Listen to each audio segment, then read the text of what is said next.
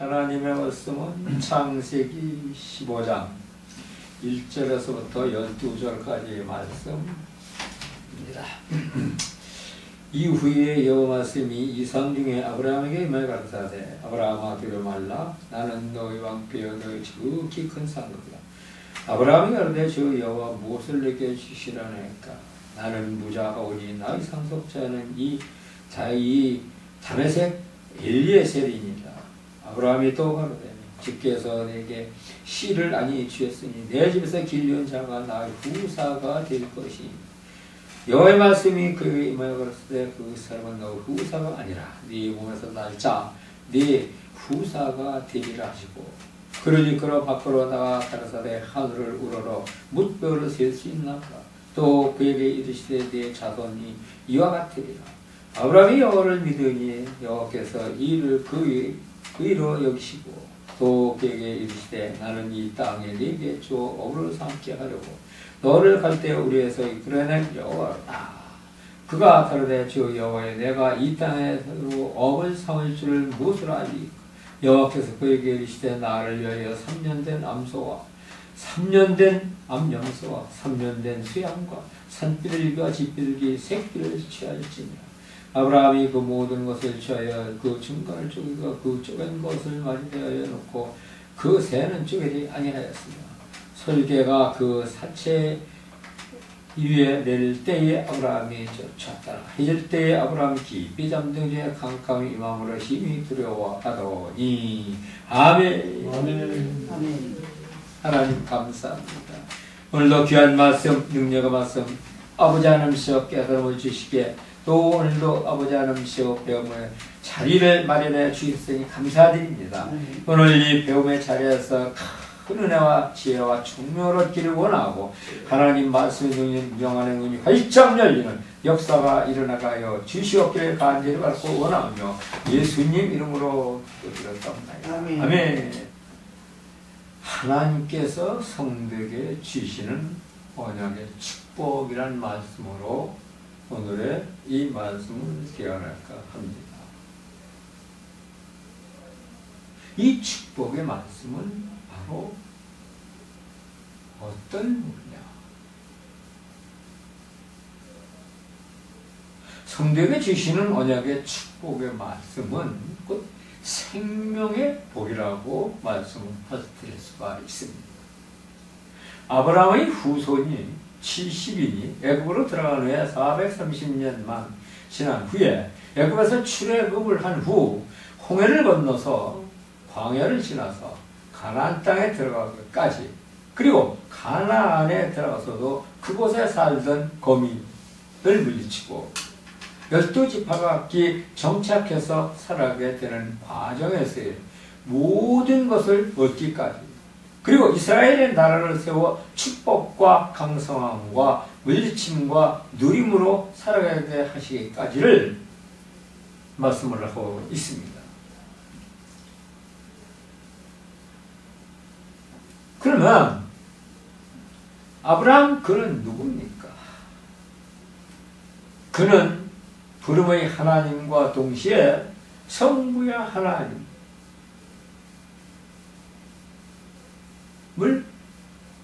예표라고 일컬을 수가 있습니다. 그러면 하나님은 아브라함을 왜 부르셨습니까? 바로 하나님은 아브라함을 통하여 당신의 역사를 이루기 위해서라고 할 수가 있겠습니다. 그리고 아브라함 역시 하나님이 부르심에 순종하여 따랐고 그분이 시키시는 모든 일에 순종을 하였다는 것입니다.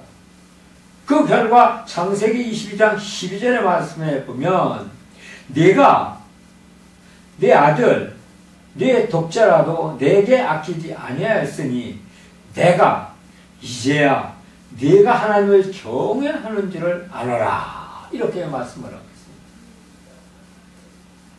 그러면 하나님은 아브라함을 부르실 때 창세기 12장에서 부르셨는데 왜 22장에 와서 이제야 내가 하나님을 경외하는 줄 아노라 하셨습니까? 하나님이 아브라함을 12장에서 부르실 때는 너는 본토 친척 아비 집을 떠나 내가 네게 지시할 땅으로 가라고 하셨습니다. 그리고 이 말씀은 무슨 말씀이냐? 본토 친척 아비 집이란 곧 고향, 부모 형제, 일가 친척 친구 등 모두 버리고 떠나가라는 것입니다. 그런데 아브라함은 그 명령을 받고도 모두 함께 떠났습니다. 그러므로 아브라함은 하나님의 고향을 떠날 때 버리고 떠나라고 한 것을 버리지 못하고 함께 가지고 떠났다는 것입니다. 그러면 하나님이 아브라함한테 버리고 떠나라고 한 것이 무엇입니까? 그것은 바로 세 가지가 있는데 그 세 가지 중에 첫 번째는 데라입니다. 데라는 누굽니까? 데라는 바로 아브라함의 아버지입니다. 그런데 말씀에서 하나님의 말씀으로 이제 미루어 볼 때 이 말씀을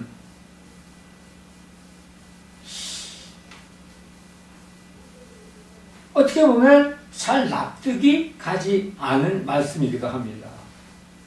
고향을 떠나면서 아버지를 버리고 떠나라면 이것은 말도 안 되는 소리 아닙니까? 그러나 성경의 말씀에서 비춰보니까 이해가 되는데 여기서 말씀을 하고 있는 아브라함의 아버지 데라라고 하는 그 데라의 이름은 바로 늦어짐이라는 것입니다. 아브라함이 하나님의 명령을 받고 그 명령을 수행하는데 데라 때문에 자꾸만 늦어지는 거예요. 병드는 아버지를 함께 가니까 자꾸 아버지를 병원을 돌보고 아버지를 돌보기 위해서 자꾸 하나님의 명령에 늦어집니다.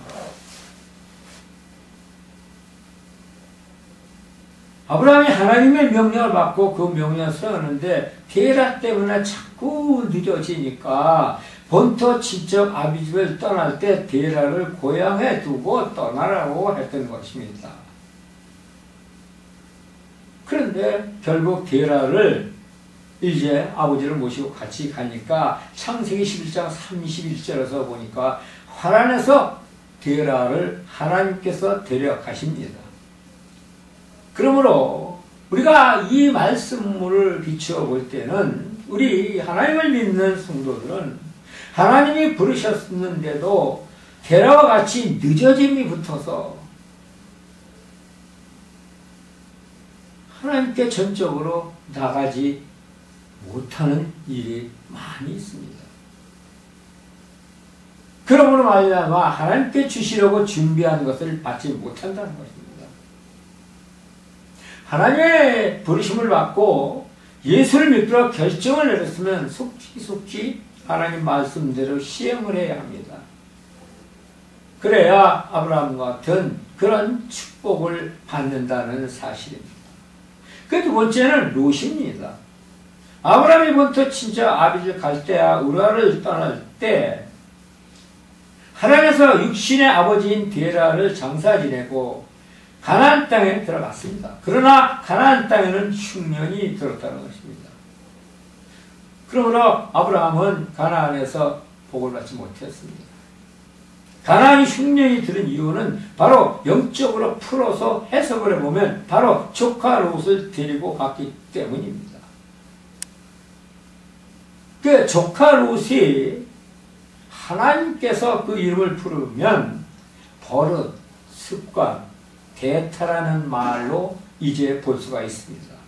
가나안에서 아브라함의 복을 받을 수 없었던 이유는 아브라함과 고향을 떠날 때 그 습관, 버릇, 그리고 롯을 자기 후계자로 세우려는 인간의 계획과 생각 때문이었다는 것입니다. 성경은 하나님의 영감의 말씀입니다. 그러므로 성경은 하나님의 말씀, 영적으로 풀어야지 인간의 이론과 지식과 또 생각으로 풀어서는 안 된다는 것입니다.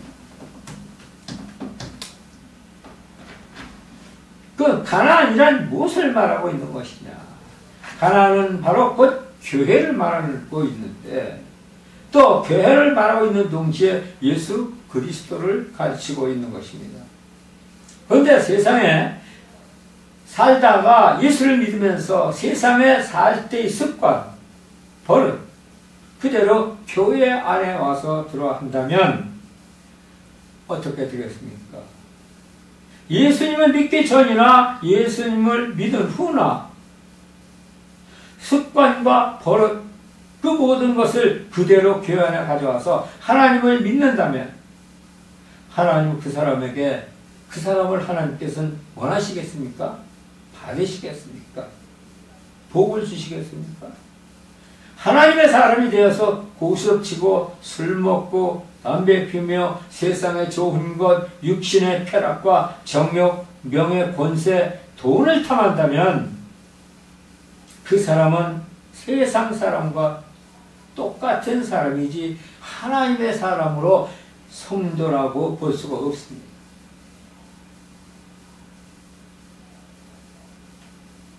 또한 이런 사람들은 우리 하나님을 믿는 사람과 똑같이 주님을 믿고 성도라고 해도 성도가 되지 못한다는 것입니다. 그러나 하나님은 습관과 버리신 롯도 데리고 함께 가나안 땅에 들어갔기 때문에 거기에서 이제 또 고난을 겪게 되는 것입니다. 그리고 어떻게 됩니까? 애굽으로 내려가게 됩니다. 창세기 15장 9절에서 11절까지의 말씀에 아브라함이 또 이제 또 하나님의 명령을 받고 제사를 지내는데 그 제사를 제물로 드려지는 짐승은 모두 다 쪼개었는데 비둘기는 쪼개지 아니하므로 솔개가 그 새 위에 내려왔다고 했습니다. 하나님께 드리는 제물 중에 비둘기는 가장 연약한 제물입니다. 우리 인간 역시 이 비둘기 제물과 같이 연약한 존재입니다. 그러므로 여기에서 약한 비둘기에 비유한 것은 우리 인간이 이같이 약한 존재이므로 하나님 앞에 나아갈 때는 비둘기를 제물로 드릴 때 쪼개서 드려야 하는 것처럼 마음을 쪼개고 하나님 앞에 나와야 한다는 것입니다. 그런데 아브라함은 비둘기를 쪼개지 않았습니다. 그 쪼개지 않은 통 비둘기 그 속에는 무엇을 들었습니까? 온갖 더러운 것이 있습니다. 비둘기가 먹은 곡식에 이제 그 부산물들 청자와 똥두 모두가 들었다. 그 더러운 것을 통째로 드렸기 때문에 하나님은 바로 그 제사를 받지 않으셨습니다. 솔개가 내려왔다고 그랬어요.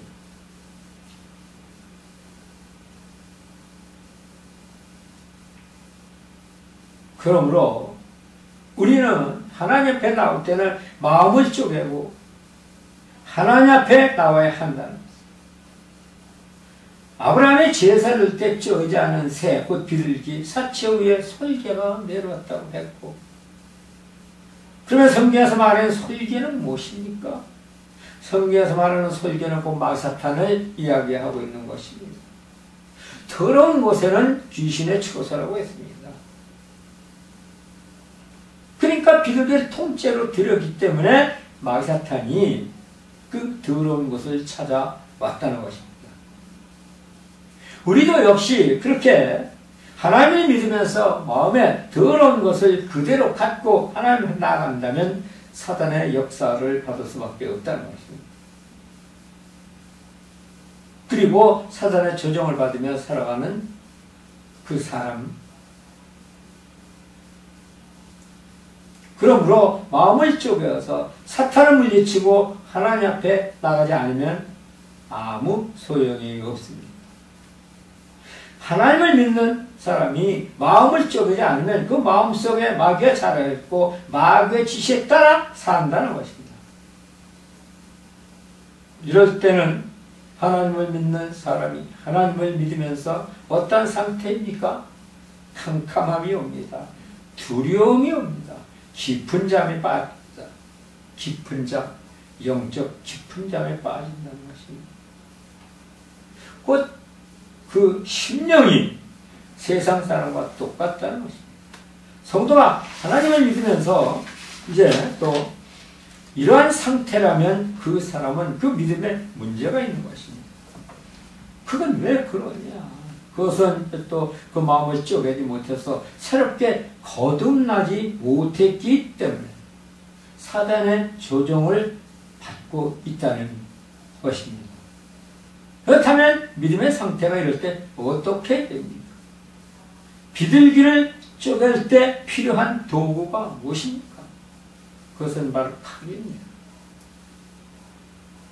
하나님의 말씀의 칼, 곧 성령의 칼의 말씀입니다. 히브리서 4장 12절에 보니까 뭐라고 말씀하셨느냐? 하나님의 말씀은 살았고 운동력이 있어 좌우에 나선 어떤 검보다 예리하여 혼과 영과 및 관절과 골수를 찔러 쪼개까지 하며 또 마음의 생각과 뜻을 감찰하신다. 그렇게 말씀하십니다. 하나님의 말씀은 곧 칼입니다. 하나님 믿는 사람이 하나님을 잘 믿으면 말씀의 칼로 나의 영과 혼과 골수까지 쪼개서 악한 것들이 마음속에 자리 잡지 못하게 해야 한다는 것입니다. 그리고 성령 안에서 은혜를 받아야 합니다. 근데 오늘날 하나님을 믿는 사람들은 믿음 생활하면서도 말씀의 칼로 자신을 마음을 쪼개지 못합니다. 말씀의 칼로 자신의 심령과 골수를 쪼개지 못하니까 어떻게 됩니까? 하나님께서 주시는 성령의 은혜를 받지 못한다는 것입니다.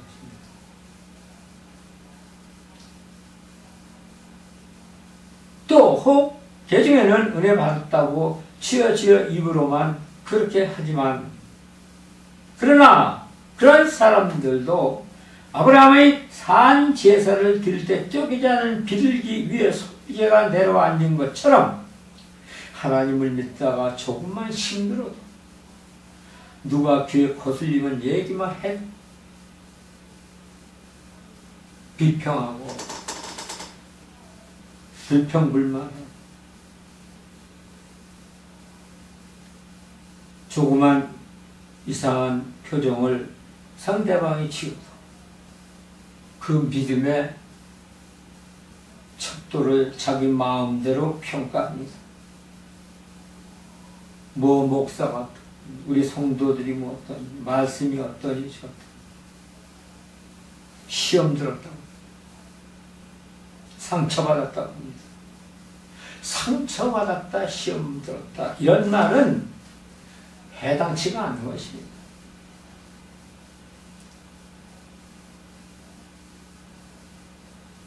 그것은 곧 뭐냐? 하나님께서 우리를 하나님의 사람으로 만드시려고 모든 것을 주실 때도 있습니다. 그런데 또 한편으로 보면 악한 것들이 우리를 하나님과 멀리 하려고 그 애를 떠나려 하려고 그렇게 상처를 줄 때도 있다는 것입니다. 그러므로 하나님을 믿는 사람들은 지혜로워야 된다는 것입니다. 아멘. 예수님은 그래서 뱀같이 지혜롭고 비둘기같이 슬기롭게 그렇게 믿으라고 했습니다.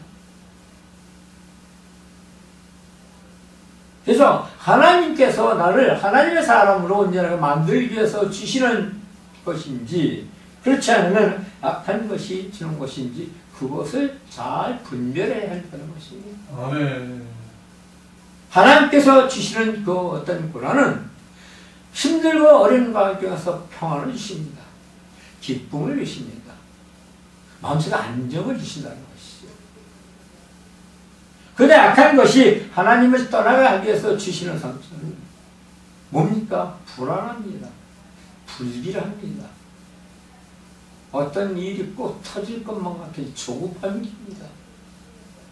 그래서 분별하고 지혜롭게 하나님을 믿어야 된다는 것입니다.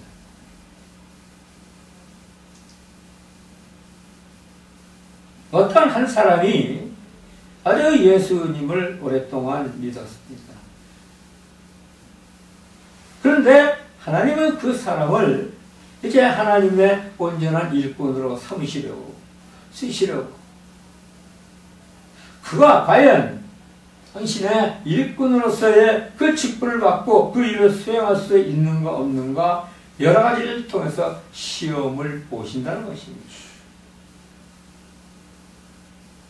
그런데 이때에도 이것이 하나님께서 나를 성장시키시고 또 하나님께서 나를 쓰시려고 하시는 것인지 이것이 내가 이제 교회를 방학하고 졸업하고 떠나야 하려고 악한 것이 주는 건지 바로 이제 지혜롭게 분별을 해야 한다는 것입니다. 그래서 하나님 믿는 사람들은 시험을 들었다가 상처를 받았다 하는 말은 가당치가 않습니다. 무조건 어떤 일이든지 기쁨과 편안함과 또 그 말에 대해서 나를 하나님의 사람으로 온전하게 만들기 위해서 이렇게 하시는구나 하는 생각을 한다면 그 사람은 바로 천국의 소망을 바라볼 수 있는 축복을 받는다는 것입니다. 또 이 땅에서도 그 사람의 믿음에는 성령께서 함께 하셔서 이제는 아주 단단한 그런 반석 위에서는 믿음을 주신다는 것입니다. 그러니까 하나님은 성경에서 보면 이런 언약의 말씀을 우리에게 주셨습니다. 그래서 그 언약의 말씀을 온전히 믿고 가는 자들은 하나님 나라의 큰 자들이 된다는 것입니다. 예수님께서 이 땅에 오셔서 33년 반 동안 사시는 동안에 또 하나님 명령 받고 사역을 3년 반 하시는 동안에 얼마나 힘들고 어렵고 고난을 당했습니까? 하나님도 이 땅에 오셔서 악한 것들의 시험을 받았지 않습니까? 우리 성도들이요. 12 제자들은 또 얼마나 시험을 받았고 사도 바울은 얼마나 고난을 당했습니까? 그러나 그들은 다 그것을 하나님께서 하나님 사람으로 만드시려고 준비하신 고난으로 여겼고 또 그렇게 기쁨으로 받았기 때문에 엄청난 그런 축복을 받았지 않았겠습니까? 그 사람들은 순교를 했지만 그 사람들의 이름들과 그 사람들이 행한 것은 오늘날까지 우리의 믿음 안에서 영원히 살아서 우리를 가르치고 우리를 이끌고 우리를 이제 하나님의 나라 사람으로 온전케 만들기 위해서 가르친다는 사실입니다. 우리 하나님을 오늘날 믿는 우리 모두도 이러한 마음, 이러한 믿음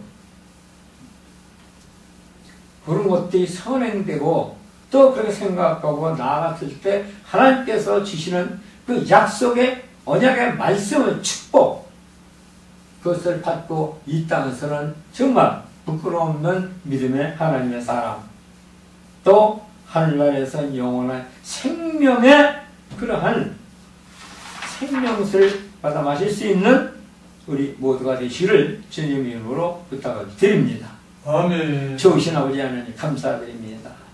능력 안에서 오늘도 아버지 하나님께서 귀한 말씀 주시고 아버지 하나님 말씀 안에서 하는 모든 일들이 주 하나님의 축복되고 주님의 뜻을 이루게 하시기 위해서 세우셨고 그 일을 주관하시고 또 이끌어 주시는데 그것을 온전히 알고 하나님 앞에 온전히 나아갈 때 하나님 뜻대로 이루어지게 하여 주신 줄 믿사옵니다. 예수님 이름으로 기도드렸사옵나이다. 아멘.